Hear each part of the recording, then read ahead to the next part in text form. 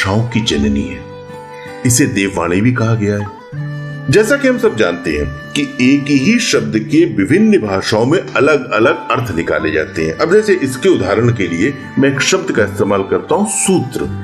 हिंदी में सूत्र डोरी और धागे के लिए प्रयोग किया जाता है, पर संस्कृत में सूत्र गणितीय सूत्र, वैज्ञानिक सूत्र, ब्रह्म सूत्र, नासदीय सूत्र इत्यादि मतलब ज्ञान की भाषा के रूप में प्रयोग किया जाता है। जैसे एक शब्द है अर्थ। अर्थ पैसे के लिए भी होता है, धन आदि के लिए होता है, अर्थ शास्त्र। और अर्थ का मतलब होता है इसकी मीनिंग बता दो, इसका मतलब बता दो।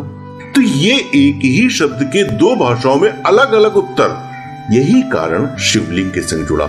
संस्कृत के शब्दों को, संस्कृत की भाषा को ना जानने का परिणाम यह हुआ कि लिंग को गुप्तांग समझ लिया गया, जबकि संस्कृत भाषा में लिंग का अर्थ होता है चिन्ह, प्रतीक, निशान, और जननेंद्रियों का संस्कृत में अर्थ होता है, मतलब होता है शिशन, गुप्तांग। अर्थ को समझिएगा। लिंग का अर्थ होता है प्रतीक, निशान और चिन्ह। शिवलिंग का अर्थ हुआ शिव का प्रतीक, शिव का चिन्ह, शिव का निशान। जैसे शिवलिंग है वैसे ही पुरुष लिंग है। पुरुष लिंग का अर्थ हुआ पुरुष का प्रतीक, पुरुष का निशान। अब आपने भाषा व्याकरण को अवश्य पढ़ा होगा। भाषा व्याकरण में एक शब्द आता है स्त्रीलिंग। हिंदी भाषा विज्ञान, हिंदी भाषा व्याकरण में आपने पुल्लिंग और स्त्रीलिंग का प्रयोग अवश्य किया होगा। तो क्या स्त्री का भी लिंग होता है?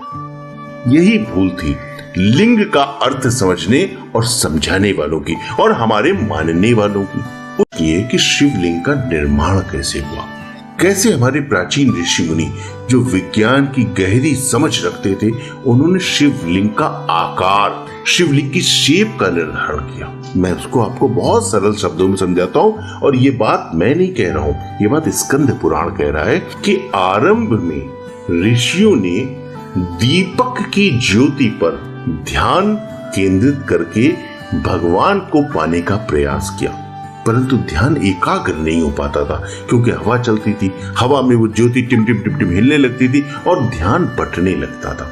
जब ऋषियों ने लंबी अवधि तक ध्यान में सफलता नहीं प्राप्त की, तब उन्होंने उसका विकल्प ढूंढना आरंभ किया और दीप ज्योति का एक आकार पत्थर का बनाया और उसे शिवलिंग के रूप में स्थापित और मान्य किया।